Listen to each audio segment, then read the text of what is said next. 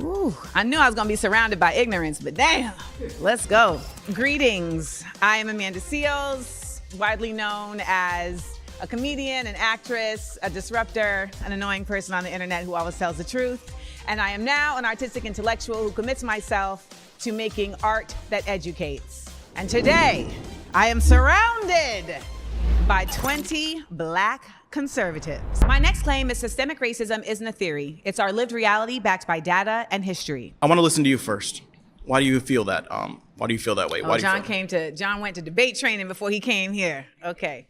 Ultimately, I feel that way because it's simply just facts. It's in the books, and that's why there have been laws to challenge it. There have been innumerable instances where actual systems were created specifically for the impediment of Black people to advance. We have also seen innumerable instances where there were things created for Black people to advance and they were taken back under the auspices of, we don't want them to advance. Ultimately, systemic racism exists in our institutions on a government level, in our institutions, whether it's prisons or schools, and it is undeniable because they are actively trying to reinstate it right now.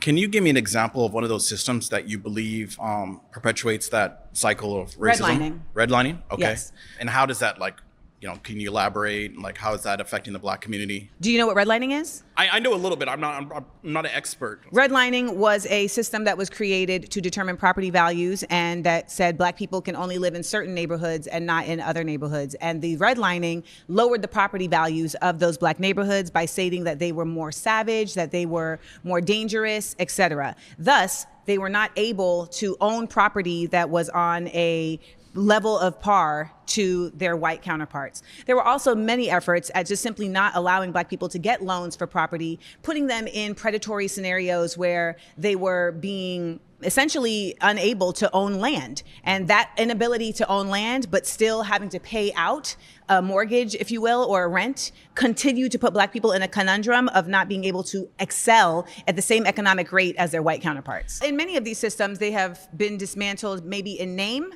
but because this country has never dismantled the culture of racism, they end up still living in practice. So we see that, for instance, in the way that the appraisal system works. Now we saw there was an entire documentary on how appraisals have been also very racist, home appraisals, right? So your ability to sell your house for the value that it deserves. Right. There were a number of homes, particularly in Marin County, California, where Black people had one appraisal when they had their Blackness up. So they had their dashikis hanging, and they had their, they had their Black Good Times poster. But then when they removed all of those items and put up white people and a dog in the house and then had their white friends come and pose as the owners of the home, the appraisal was significantly higher. And we have seen that in a number of instances. Now, of course, that is just Marin County, but there are a number of other scenarios where this has been relayed. And that's why there were certain efforts by the Democratic Party to state, okay, well, we're gonna try and step in for this. And so I feel like just to attack these systems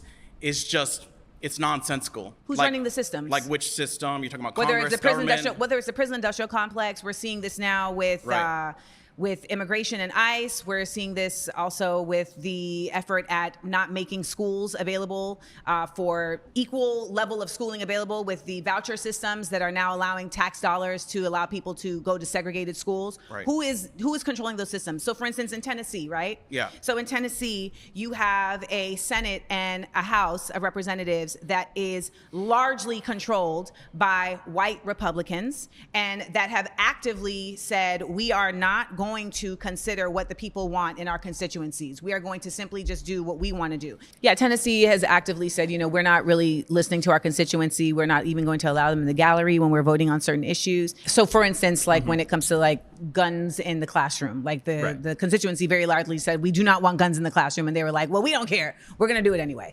We've also seen them actively silence members of the House of Representatives who are Black and not silence someone who is doing the exact same action who is a white woman. Gloria.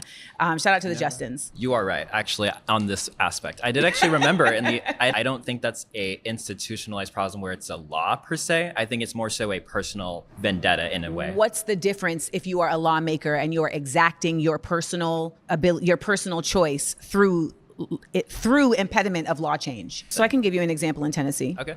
So for instance, in Tennessee, we can say that they are put into law that now tax dollars, the public's tax dollars will be supporting voucher systems. The voucher systems for the schools allow parents to choose whatever school they want their child to go to using taxpayer money. And these schools can be private schools. And private schools are not in any way limited from creating systems of segregation. And this is actually how segregated schools was carried out previous to Brown versus Board of Education. So this is a systemic example.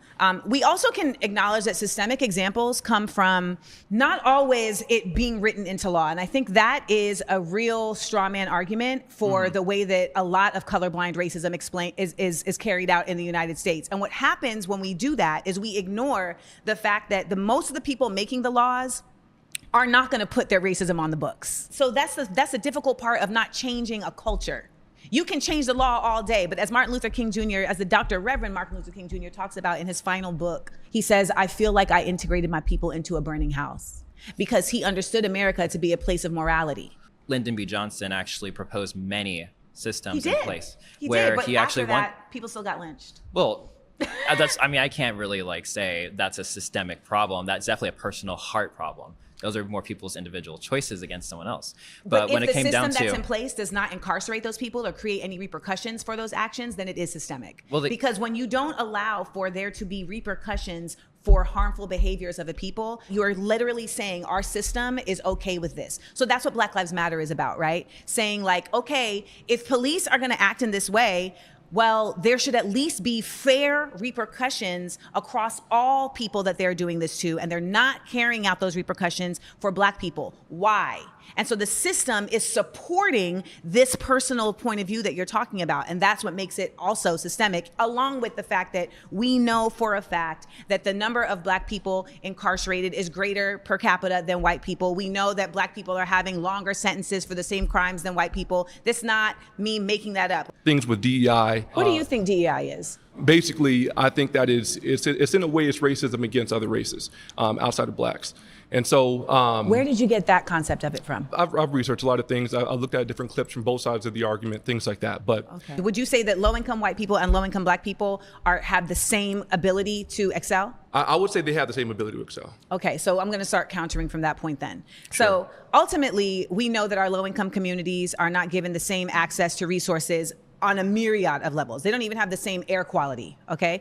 We know that low-income communities in general are also gonna be much more policed than other communities. We know that policing as it exists in the United States came from slave catching. So even the tradition of policing comes from protecting property, not protecting people, okay? So let's start there. When we talk about low-income, like the working class Black people in this nation, we know that they have never been considered, ever, whether they were slaves or not. They just weren't considered. And we also know, as our brother Isaiah pointed out, that there are still people in very powerful positions that hold very personal positions as it relates to racism. And so in that way, they are impediments to someone moving forward. When we talk about DEI, the concept of DEI is not about lowering a standard. It's about widening the options. So we live in a nation that I feel like a lot of y'all are looking at the United States as a long history of something. We have a short history, all right? For 400 years, there was slavery. Black people were not even considered whole humans. We were 3/5 human. After the Civil War, during Reconstruction, Black people were then subjected to the Black Laws. The Black Laws were specifically for Black people. The Black Laws incarcerated Black people at such an exorbitant rate that they were able to get another slave labor force through the 13th Amendment because you had Black people that were serving entire life, like months-long, years-long sentences for jaywalking. So when we look at these things, we act as if, well, why can't we just get over that? That's 2 generations previous, okay? So if a father in the early 1900s was incarcerated for 2 years, how do you think that would impede their family from being able to grow, right? Now you're affecting the ability for their children to have 2 parents in the home. You also now have a mother who's incredibly stressed and may have to always be working, so she's not able to parent, etc. We also know that there is a continued effort in this nation to not have Black people know the history of this nation. Like our good sis here was talking about, like, we have resilience, but this nation actively works systemically to keep that from us, right? We look in Florida at the laws that they are passing to not allow education about our past. And we know that if we don't know where we came from, how can we know where we're going? Sure. I'm part Nigerian. I have to go honor my parents. I have to go honor my elders. They're not twerking and shaking booty. They're getting They are literally twerking and shaking and booty in the Nigeria. Nigerians I know ain't doing it. If they are We twerking and shaking, but literally they learned it doctors from Africa. They're doctors twerking and shaking literally booty. So have maybe it they from can Africa. shake because they But got I the money think- to I back think it up. that's But do an you see what unfair you're saying? But do generalization. you see what I'm saying though? We have to be honest, Amanda. When Well, Indians come here, as a fellow daughter of an immigrant, Okay. right? So my mother's from Grenada. My mother did come here and was able to work and was able to get green cards Props for to her. folks. So shout out to my mom. There's a very big difference in growing up somewhere and coming from a place where you are the majority and where your people are running the show than being somewhere where your people have been subjugated the entire time your people have been but your here. mama came here and she wasn't the majority. So how No. did she succeed? She succeeded because she came here with the fortitude of coming from a place. Her resilience, right? No, but And you're, she had you're- her let me village. say what I'm saying. Okay, I'll let you unpack. If we don't acknowledge divide and conquer in the United States, we are having a pointless conversation. I agree. We have to acknowledge that there is a concerted effort at divide and conquer in the United States. We're literally watching it happen right now with an effort to divide and conquer and have black people fighting immigrants and have black people saying that immigrants don't matter. And So fighting white people. white people is not the point. The concept of white people is about people who are upholding a supremacy of whiteness versus people who understand that there should be an egalitarianism. There should I be an believe that equality. we are becoming the new white supremacists. We 'cause are. We've been We putting them on are. a pedestal. We are. We feel like we can't We do are. anything. No, it's not that We we're ain't putting been them. nothing, It's not won't that be we're putting nothing. them on a pedestal. It's that we are joining them and instead weaponizing our blackness against our people. When How we are we do what joining you're them? saying, we are saying, I am better because I figured it out, and so you're the problem because you didn't figure But it Amanda, out. what about if I believe that the American dream is, I have a right to that as well? Is that me joining white people, or is that me saying, you know what, I What's want the a life for American my dream? That when you say that we're no, working it's not with that it's them, whiteness, it's capitalism. And I think that's what we have to understand the difference of. The concept of capitalism always is grounded in exploitation. But Amanda, we're sitting here benefiting from capitalism, and you know that because you would want I to move to a understand that we are communist benefiting. state. I understand Yeah. that we are benefiting from capitalism, but I also understand that we would have other people and a majority of people benefit if we were not solely capitalist. That is what it means to be a black radical. It's to understand that I can benefit as well as others. So Amanda, what is your solution then? Because we know that capitalism benefits us, and people are My coming here every solution day. is what I continue to say. We need to have coalition building across cultural differences, across ethnicities, across classes. and that includes We need collaborating to- with white people.